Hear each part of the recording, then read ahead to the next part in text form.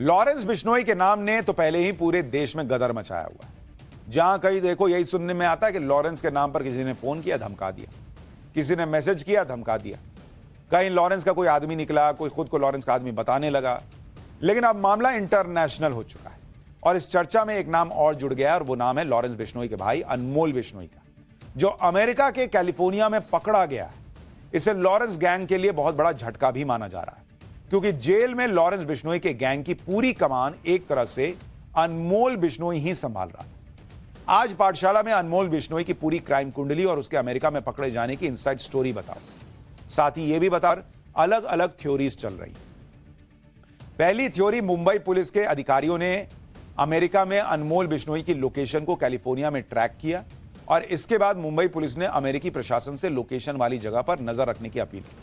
करीब एक हफ्ते तक निगरानी रखने के बाद इस बात की पुष्टि हो गई कि जिस शख्स की लोकेशन ट्रैक की गई थी वो अनमोल बिश्नोई है। इसके बाद अमेरिकी एजेंसीज ने उसे कैलिफोर्निया से हिरासत में लिया। सूत्रों का दावा है कि अमेरिकी जांच एजेंसियों ने मुंबई पुलिस से इस बात की पुष्टि करने के लिए सबूत मांगे हैं कि पकड़ा गया शख्स अनमोल बिश्नोई ही है। इसके बाद इसके प्रत्यर्पण की प्रोसेस शुरू हो सकती है, मतलब उसे भारत लाया जा सकता है। लेकिन एक थ्योरी और है, दूसरी थ्योरी, जिसके मुताबिक भारत से जुड़े किसी केस में अनमोल बिश्नोई को डिटेन नहीं किया गया है। सूत्रों का दावा है कि अनमोल बिश्नोई के पास मिले दस्तावेजों में कुछ कमी पाई गई, जिसके बाद पिछले गुरुवार को कैलिफोर्निया में उसे पकड़ा गया। सूत्र यह भी दावा कर रहे हैं कि भारतीय जांच एजेंसियां अनमोल बिश्नोई के प्रत्यर्पण के लिए अमेरिकी एजेंसीज के संपर्क में हैं और उसे भारत लाने की संभावनाएं तलाशी जा रही। यानी दो थ्योरी चल रही हैं अनमोल बिश्नोई को पकड़े जाने को लेकर। यानी अमेरिका की तरफ से तो सीधा जवाब नहीं मिला। अनमोल बिश्नोई का अमेरिका में पकड़ा जाना बड़ी बात इसलिए भी है क्योंकि मुंबई में बाबा सिद्दीकी हत्याकांड में अनमोल बिश्नोई का ही नाम आया था। इसके अलावा सलमान खान के घर के बाहर फायरिंग भी अनमोल बिश्नोई ने ही करवाई थी। अनमोल बिश्नोई लॉरेंस बिश्नोई गैंग का पूरा कामकाज संभालता है। सारे शूटर्स अनमोल बिश्नोई के कहने पर ही भर्ती होते हैं और शूटर्स को टारगेट भी अनमोल बिश्नोई के इशारे पर ही किया जाता है। मुंबई में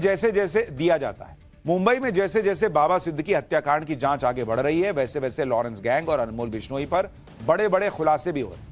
अब तक जो बातें सामने आई हैं उनमें आप सबसे ज्यादा जिस बात को हैरान रह जाएंगे वो ये है कि हत्या को अंजाम देने के लिए एक मल्टीनेशनल कंपनी की तरह लॉरेंस गैंग ने काम किया। एक स्पेशल 26 टीम तैयार की गई जिसकी पूरी जिम्मेदारी अनमोल बिश्नोई ने संभाली।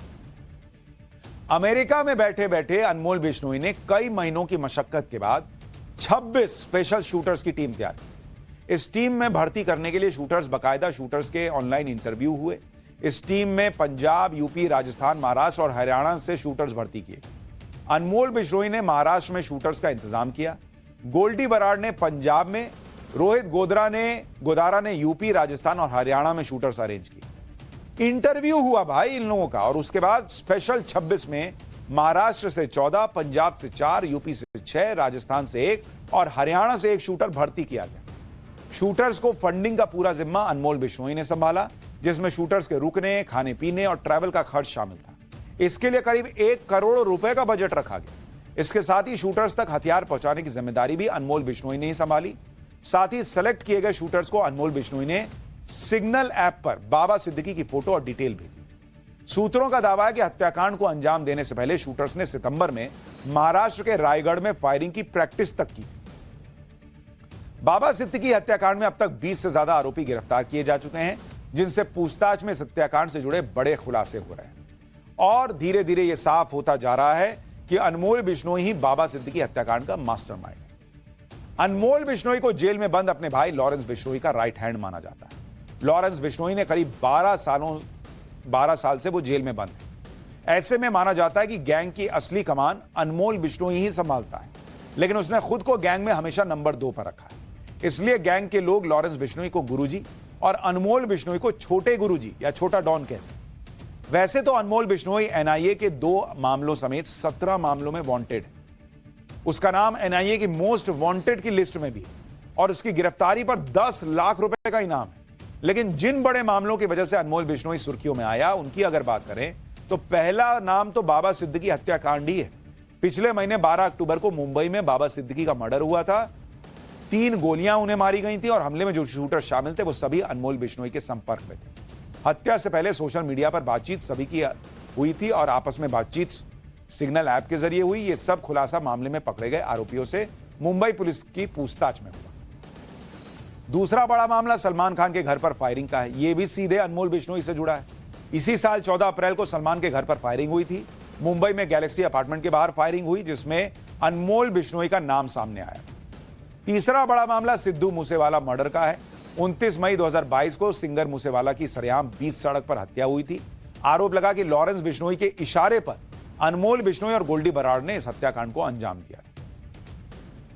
पंजाब के फाजिल्का में रहने वाले लॉरेंस बिश्नोई और अनमोल बिश्नोई साल 2009 तक साथ ही पले बढ़े थे। साल 2012 में अनमोल बिश्नोई पहली बार जेल गया और काला जठेड़ी ही लॉरेंस बिश्नोई गैंग का वो मेंबर है जिसकी वजह से लड़कियों से दूरी बनाए रखने वाले लॉरेंस बिश्नोई गैंग में लेडी डॉन की भी एंट्री हुई कहा जाता है। और लेडी डॉन का नाम अनुराधा चौधरी है।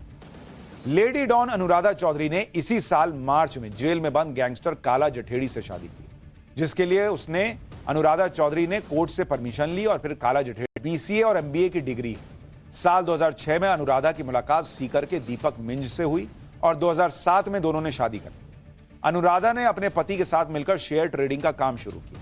इसमें लोगों के लाखों रुपए शेयर में लगाए और इसमें बहुत बड़ा नुकसान हो गया। इस नुकसान के बाद पैसा कमाने के लालच में अनुराधा ने छोटे मोटे अपराध किए। इस दौरान अनुराधा की मुलाकात राजस्थान के सबसे बड़े गैंगस्टर आनंद पाल से हुई।